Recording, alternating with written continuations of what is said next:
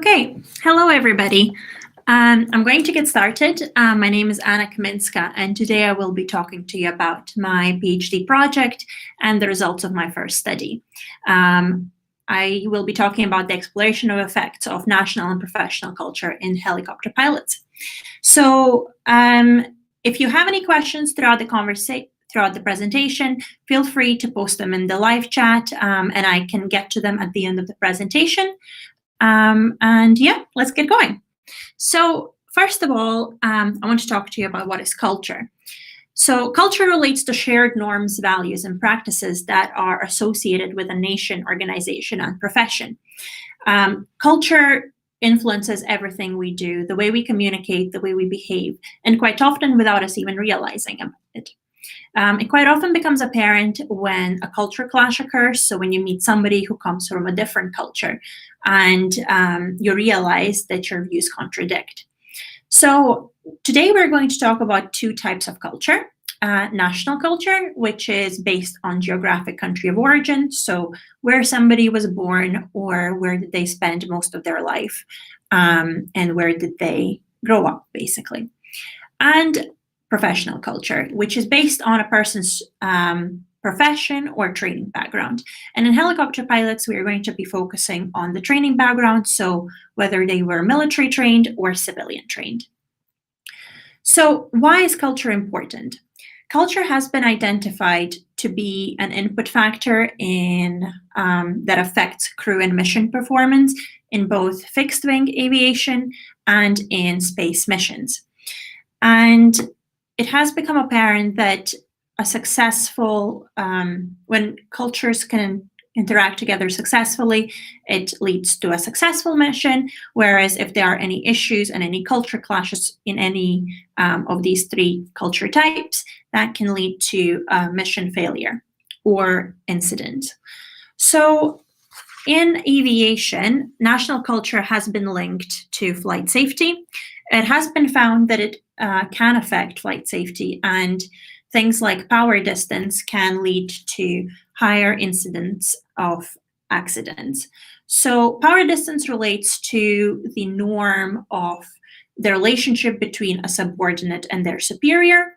So for example, in countries with high power distance, like Eastern countries or Asian countries, co-pilot might not be comfortable challenging their captain if they see that they have made a mistake, or if just something is going wrong. They might just go along with it and not challenge the captain. And I think many people will see how quickly that can lead to really dire consequences.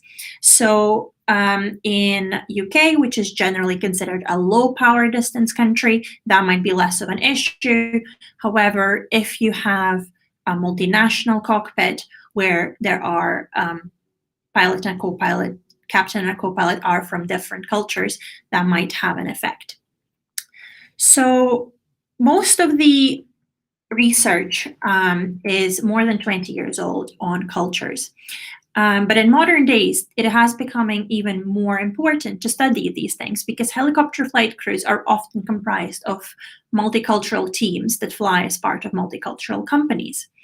And this presents even more opportunities for cultural clashes to occur, which can threaten flight safety, as we saw before. And if pilots are not aware of this possibility of a culture clash, then it can exacerbate a situation. So as you can see, because most of the research is quite old, and whenever a multicultural team has been examined, it generally has been examined in migrant workers that are working in much less safe industries than aviation. And helicopter pilots have been virtually not examined at all in this literature.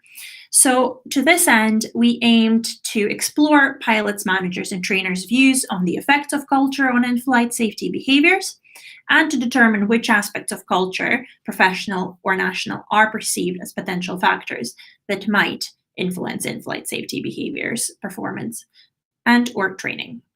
So we conducted 15 in-depth semi-structured interviews with pilots, trainers, and managers. So those were 45-minute sit-down conversations. I started before coronavirus happened, and those were in person, and then we had to move them online via Zoom or FaceTime or things like that.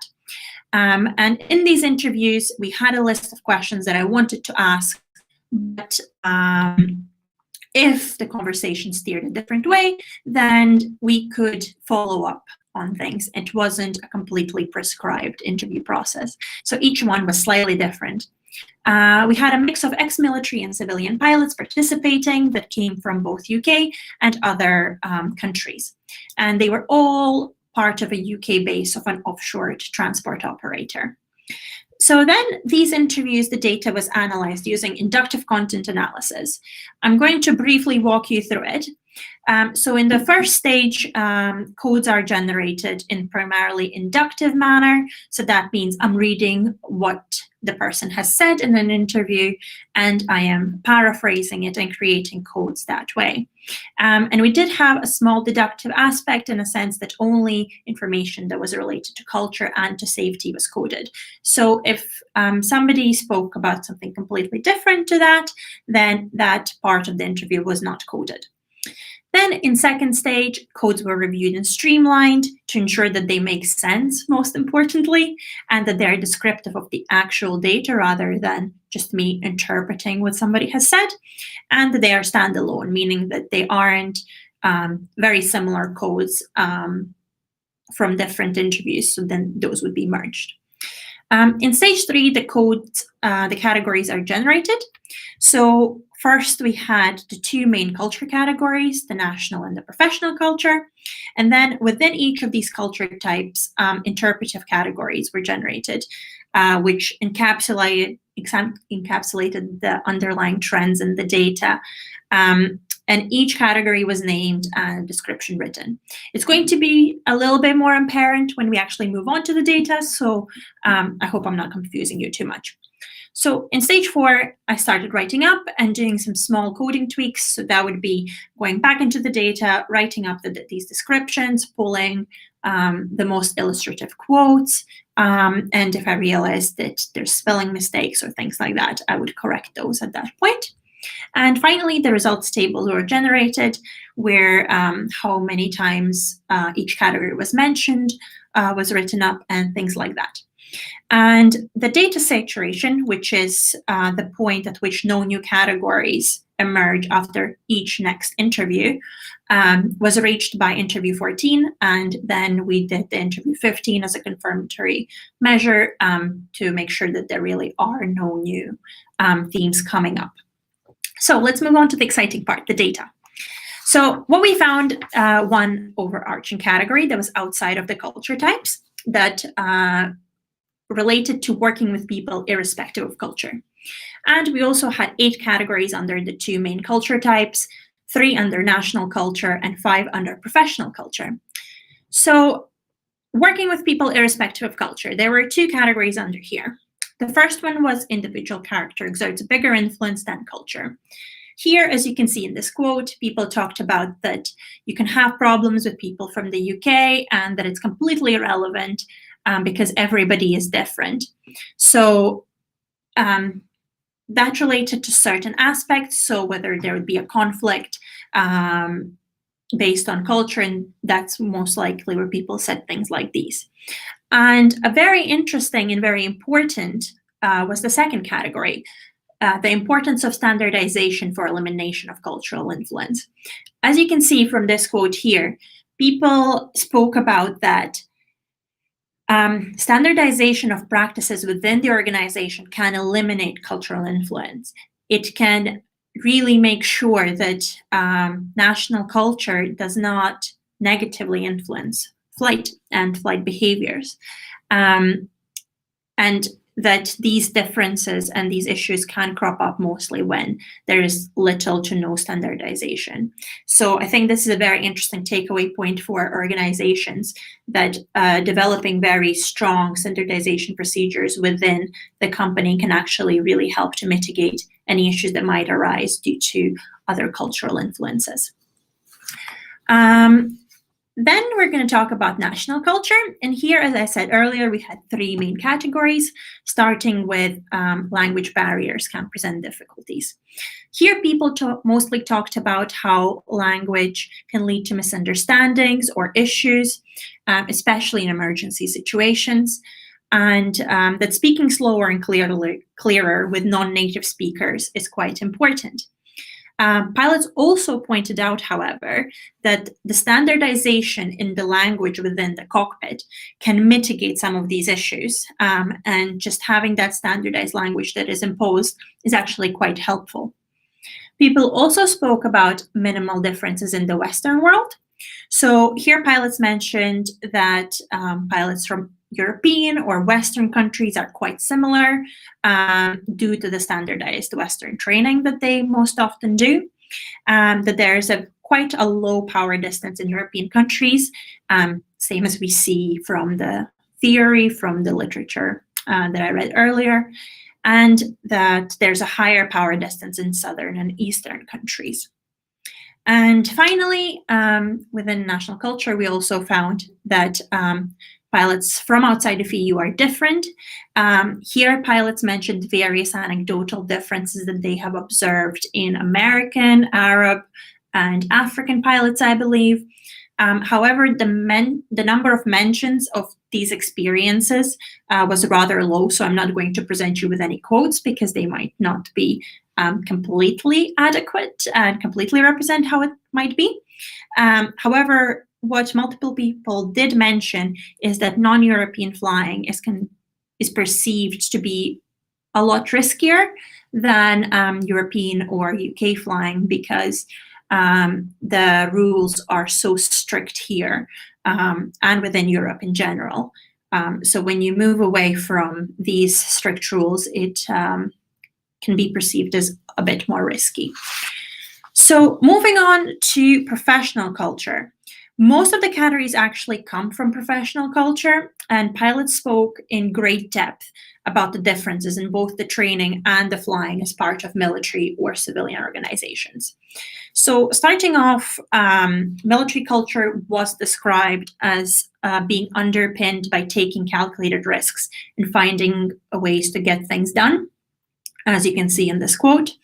There seems to be an understanding also that military pilots are more resilient, autonomous, occasionally cocky, and have a broader range of experience due to this more in-depth training that they do. It was also mentioned that due to this highly selective training recruitment process for the military, pilots are perceived to come out of the military with a sort of quality assured of their flying skills. And some pilots also said that ex-military pilots stand out and that it can be quite apparent that they have come from the military without even specifically speaking to them about it, which I found quite interesting. Civilian culture was described to be a lot more rule-based, and that civilian pilots follow the rules a lot more in depth. And that sometimes the pilots can be a little bit more individualistic than the ex-military pilots. It was also mentioned by many pilots that civilian pilots can be as good as military, that just because their training is different doesn't mean that they're worse. Quite often, they are better than military pilots. It's just that there's a much greater variation in the pilot's skills. And it's a lot harder to ascertain when you meet somebody for the first time at what level will they be. Whereas with military guys, it's just a little bit easier to expect a certain level of standard from them. Also, characteristics and limitations of civil aviation were discussed. Pilots mentioned that civil aviation is underpinned by safety above all attitude, and it's much more important to be safe rather than efficient. And that civil aviation is quite often financially driven, which is obvious. However, also various limitations were mentioned. For example, offshore transport was described as being essentially a bus service, and that it can be occasionally boring for some of the ex-military pilots. It was also mentioned that changes in procedures take a long time, and it's hard to use each person's experience and expertise in a civilian setting unless there's an emergency situation. Then pilots spoke about the professional culture of pilots as a whole, irrespective of their training background.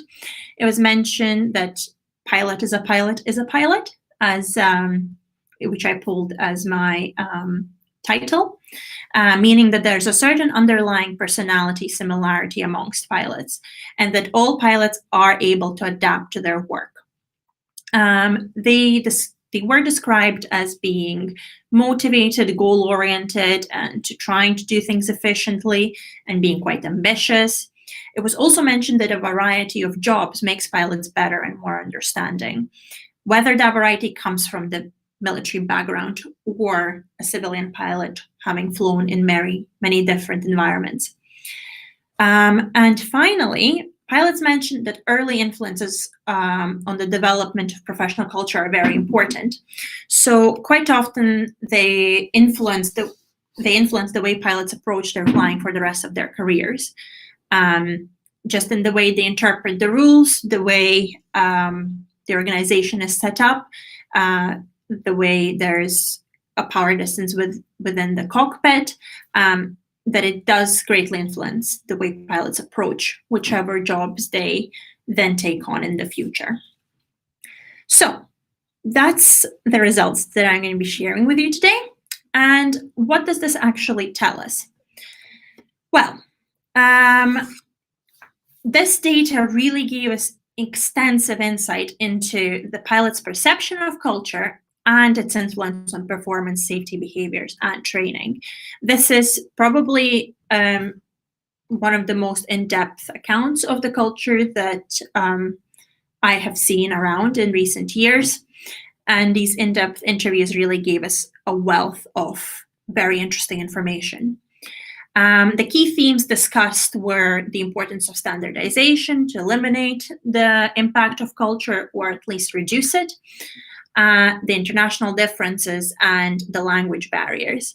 Language barriers were really mentioned most often as the thing that can influence flight safety within UK at least.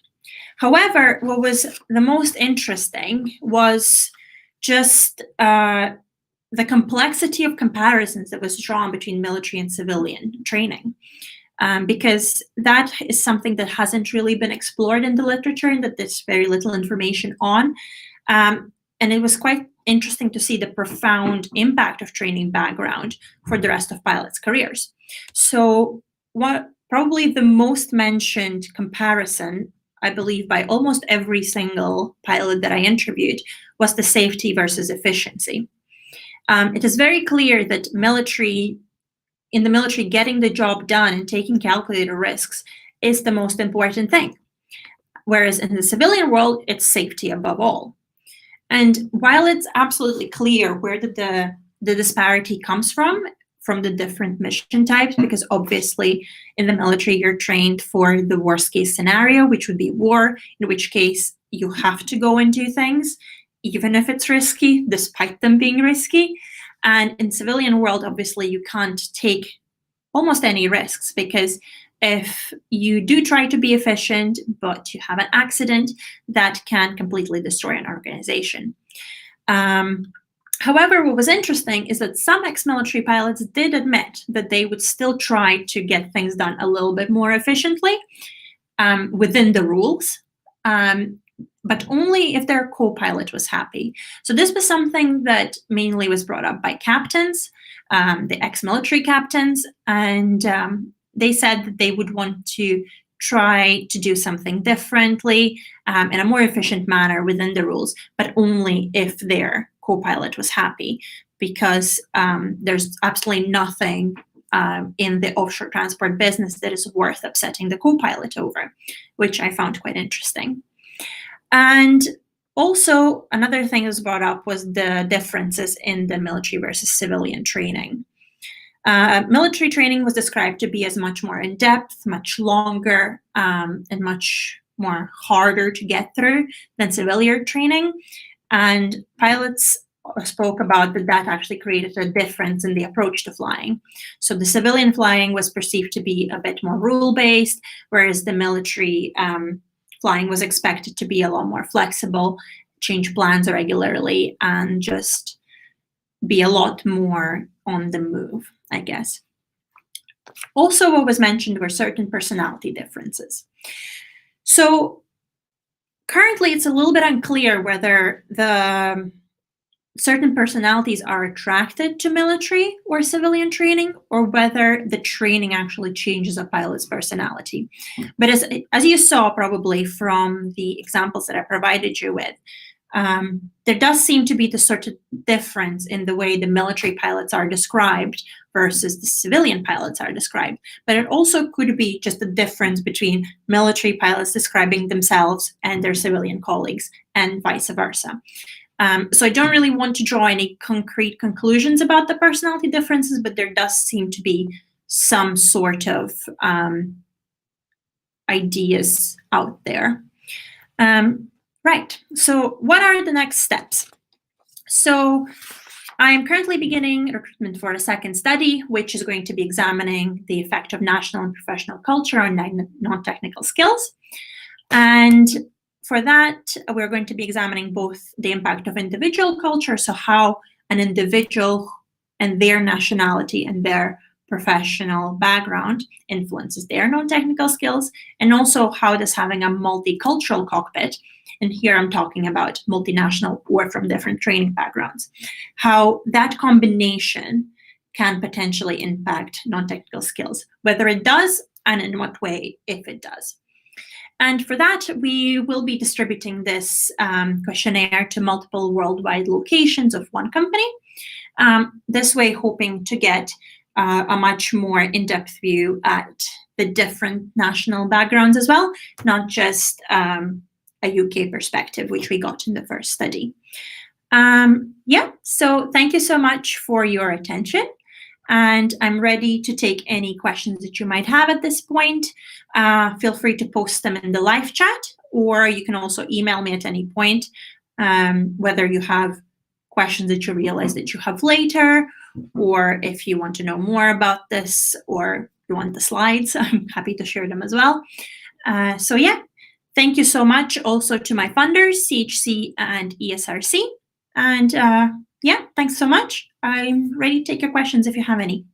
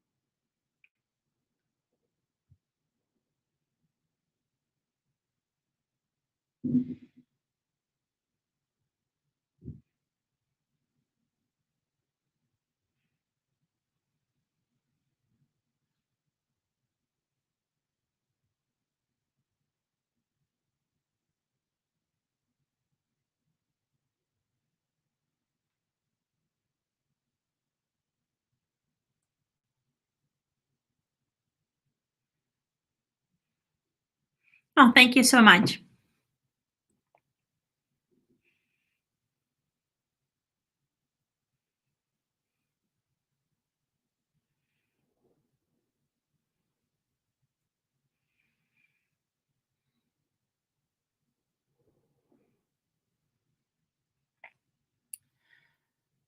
Hi, Neil.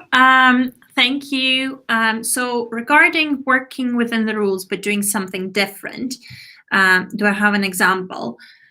I think that was mostly related to different approach situations, or potentially when you are already flying, and potentially using some manual flying if that's allowed, and things like that.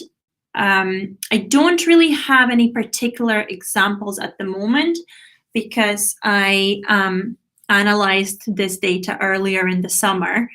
So I don't have any particular quotes for this at the moment.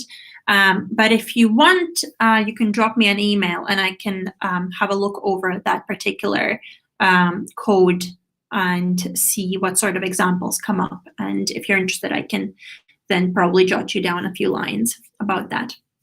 But thank you for your question. Right. Let's see. Alan, do you think there is antagonism between military and civilian trained pilots? That's an interesting question. I think that there actually seems to be a very good relationship between military and civilian. Certainly, from my interviews that I have had with the ex-military pilots, they spoke very fondly of their civilian colleagues.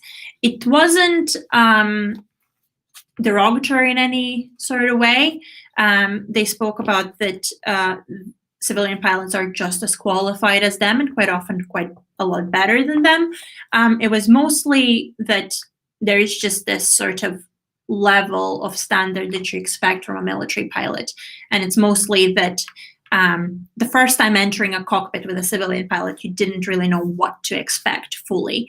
However, again, that was mediated by the standardization within the organization. Pilots mentioned that perhaps in their previous experience, they might be a bit unsure stepping into the cockpit with a civilian pilot because they just don't know what level they're at.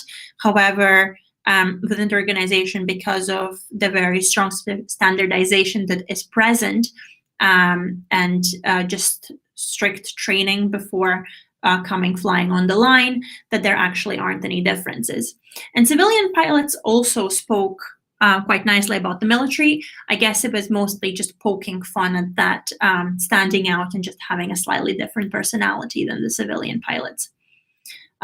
So yeah, but I do think that actually the relationship is quite good.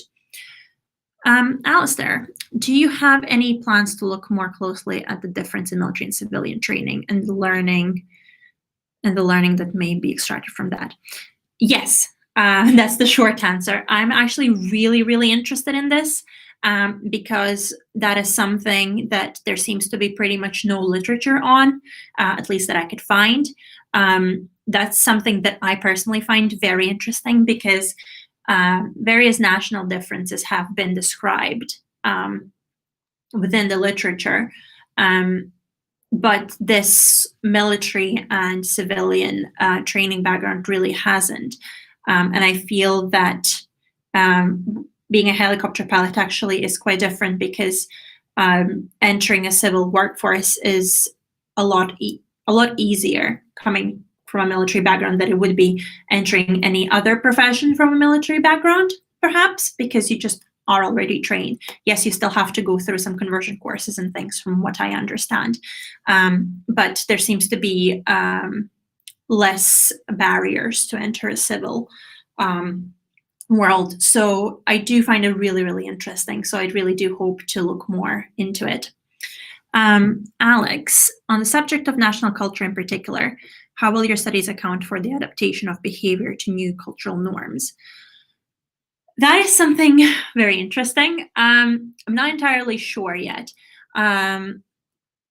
because it did come up in the interviews that there's certain pilots who, yes, they might be from a different country, yes, they might have been trained outside of EU, but they have been in UK for such a long time that they really don't differ at all anymore, that they actually think that what was done before in their country is completely wrong, and they're quite happy.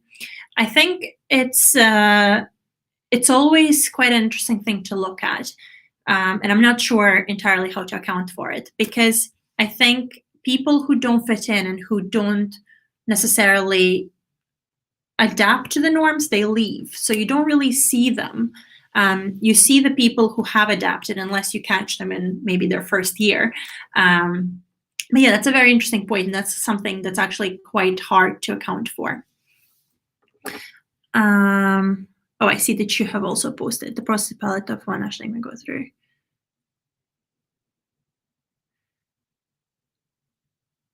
Yes, and it can also apply for the military pilots adapting to civil world. A lot of pilots that work for the military mentioned that despite having been in the military, going through that training route, maybe being there 10, 15 years, if at the point at which I interviewed them, they have been in the civil world for 30 years, say, they already feel like a civilian pilot more than they feel like a military pilot, even though they realize that there still are certain things that are influencing them that do come from the military. They identify more as a civilian pilot. So I guess there is always that sort of some baggage that we keep, whether it's where we come from or what training we have received. It does still sort of influence us to a certain extent, but to what extent, that's actually quite hard to ascertain. And I'm hoping to do with my next studies, not the next study that we're running right now, but somewhere further down the line, potentially looking at how long has somebody, for example, flew in the military, and how long did they fly in civilian world, and whether there's an influence of that on something like risk-taking or risk tolerance or things like that. We haven't completely decided on what we're going to look at, but that is a very interesting question. Stephen.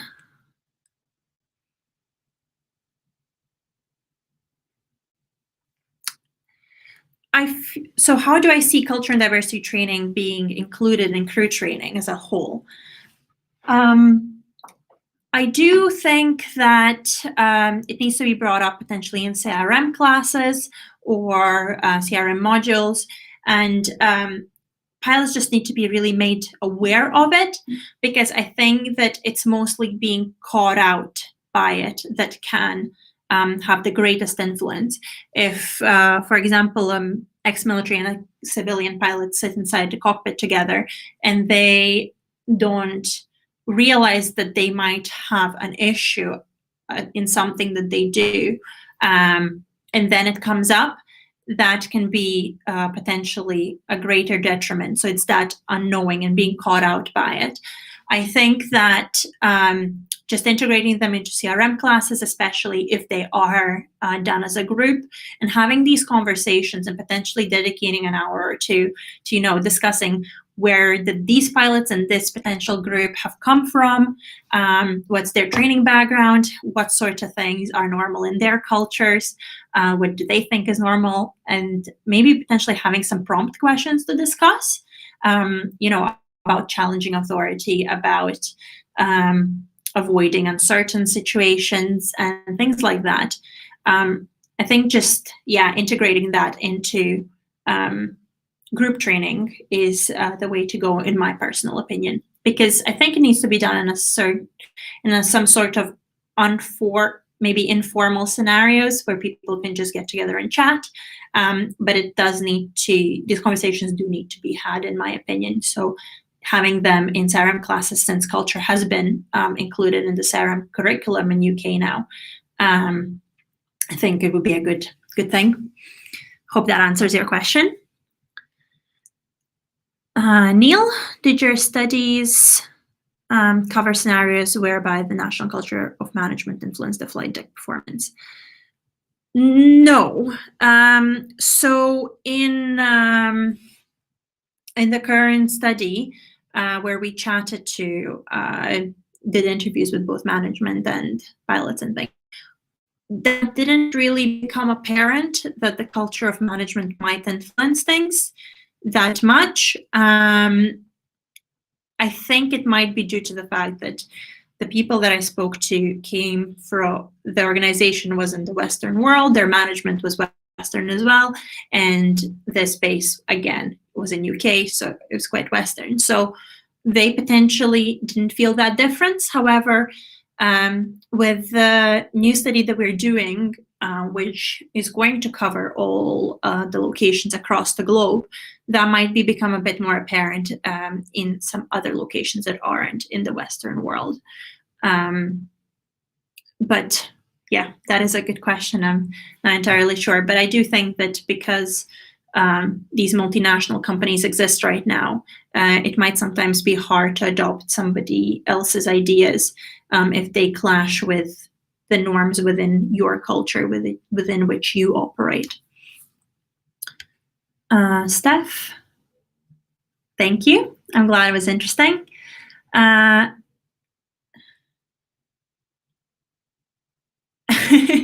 That is an interesting question. It's not complained about. It was different American differences and Arab differences were brought up, especially within Arab differences within being saving face and the power distance. And there were various examples brought up by pilots of just how the saving face, how important it is in the Arab world, and how captains sometimes need to be mindful of it, or co-pilots need to be mindful of it. Otherwise, various situations ensue. But I would say that it's not really complaints. It was more the curious stories that are just so different from what you experience generally in the UK. I hope that answers your question. I don't want to be too explicit because I am mindful of being politically correct as well, as my participants were. So yeah. David, do you have any evidence of the influence that military acculation selection had on professional culture? Not entirely. So that is, I guess, the question that I'm not entirely sure of the personalities, whereas the selection is biased towards certain personalities, or if it changes it. But it did seem to make a difference in terms of this risk-taking behavior. I wouldn't say that military pilots were taking risks while flying in the civilian world. I wouldn't say that that was the case, but it did seem that they were more aware of the other options that could be taken, and that sort of changing the way they might approach the flight, whereas the civilian pilots were described to sort of follow the rule book quite closely. That is something that I want to have a look at more in depth with my further studies. But yeah, it seems that there is some sort of difference between the military and civilian pilots, but to what extent is that because of the distillation or acculturation? It's hard to tell at this point. Okay, Alistair.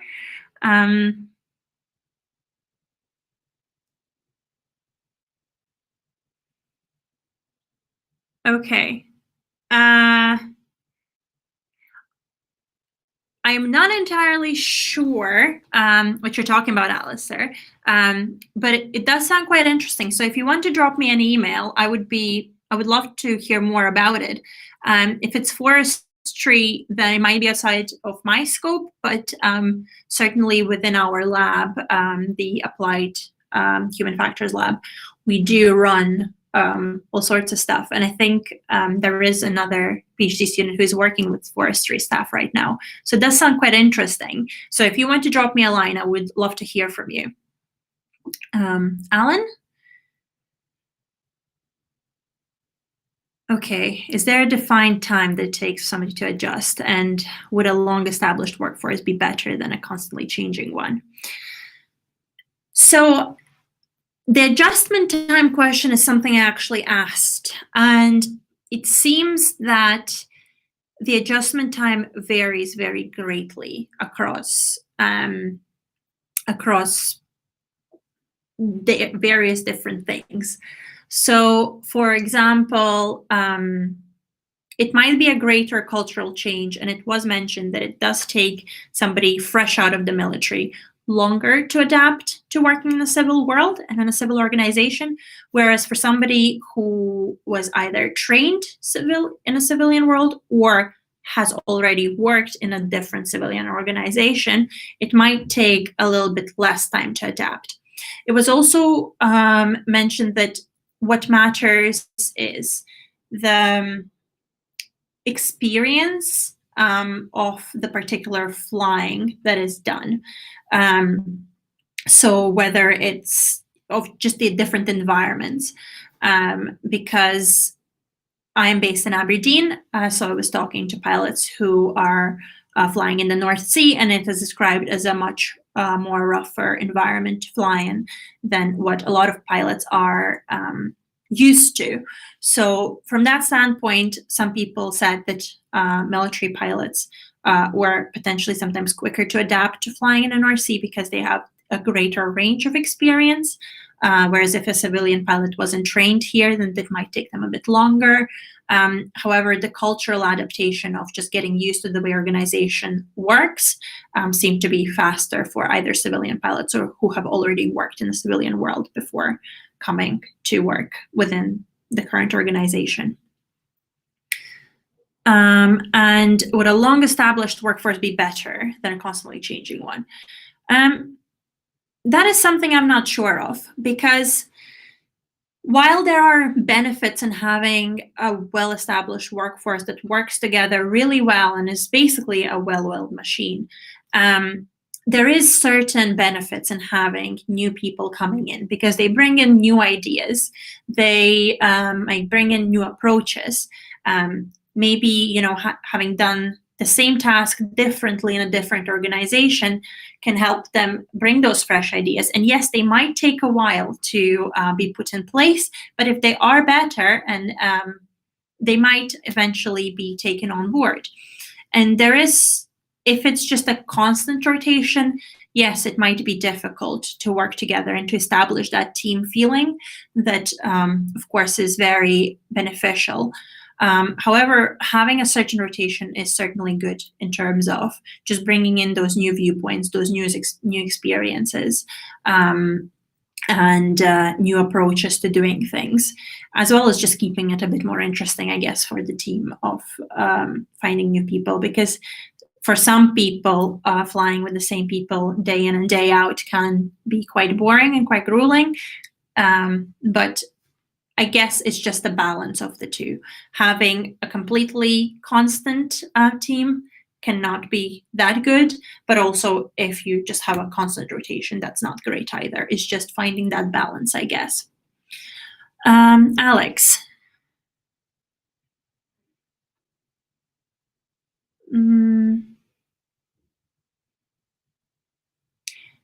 I think that there is a balance in having the English as common language.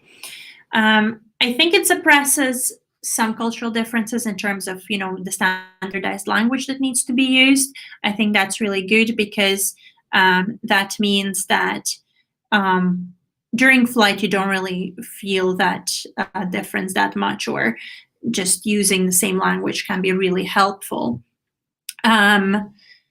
But if you were using two languages in the cockpit, that can exacerbate a certain miscommunications, I think.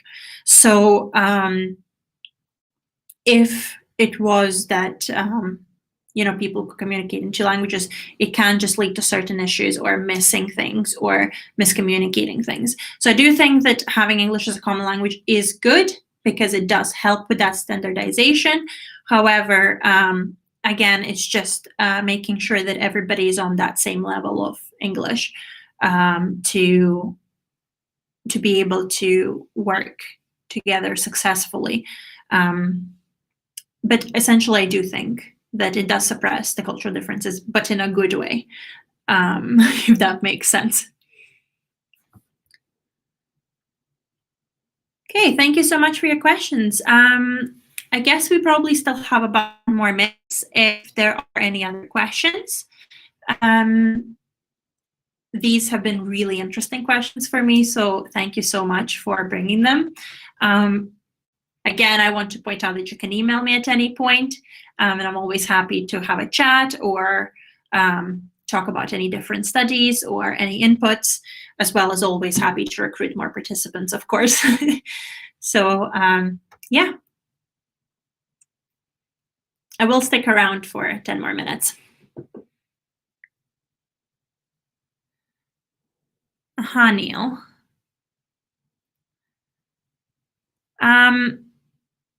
I will be honest with you, I haven't looked at any accident reports at this point, apart from what has been mentioned in the literature.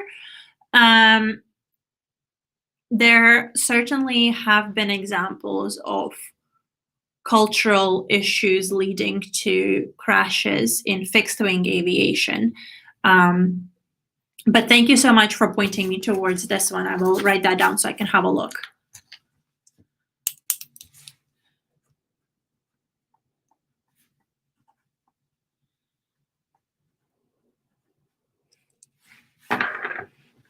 Thank you so much, Neil and Alan.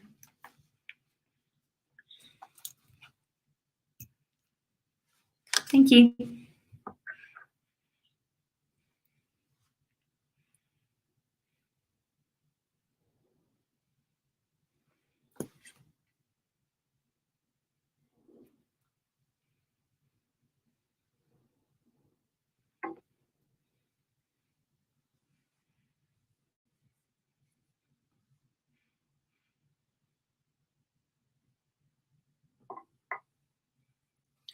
I really hope I haven't missed anybody's questions,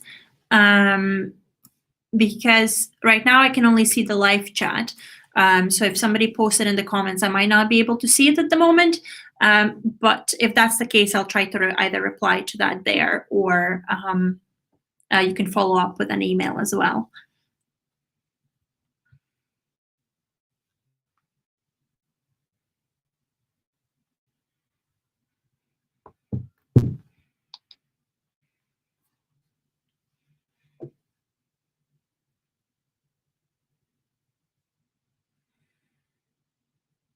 Thank you so much, Alistair.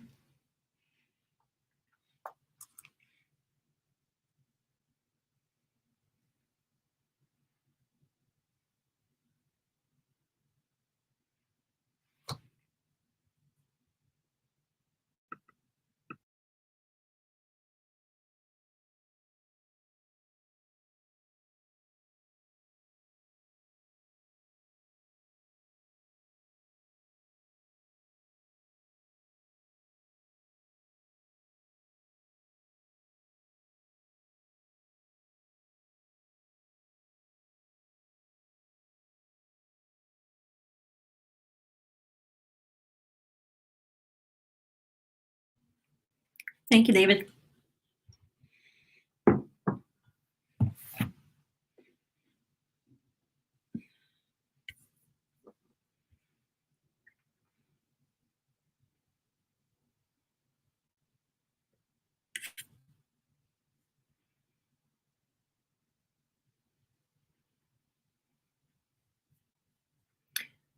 All right, David. That's a very interesting question.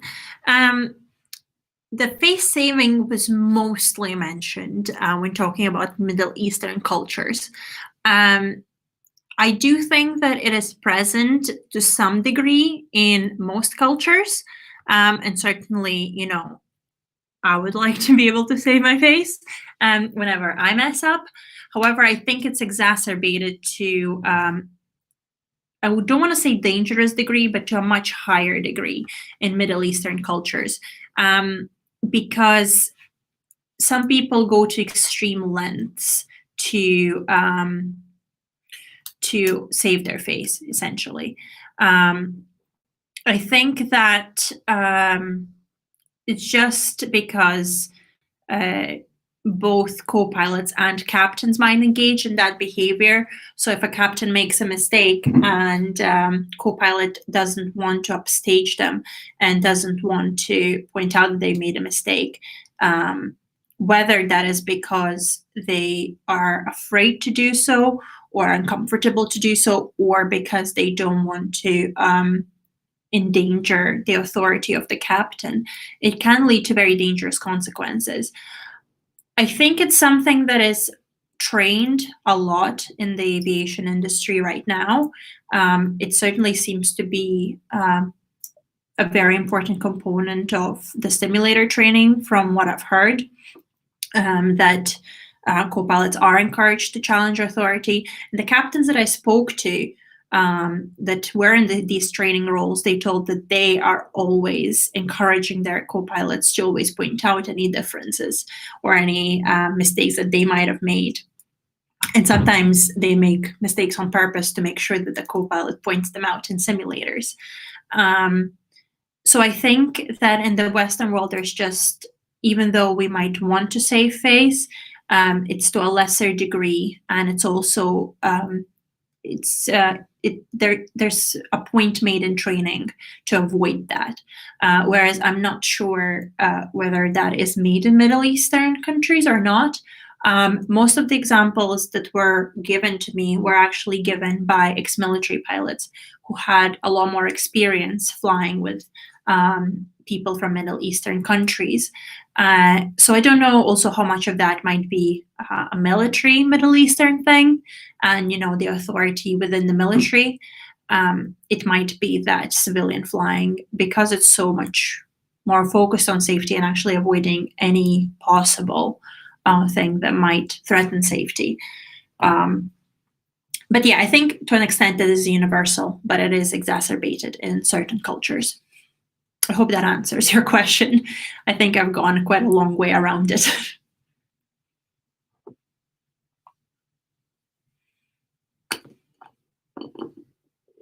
Thank you, Stephen.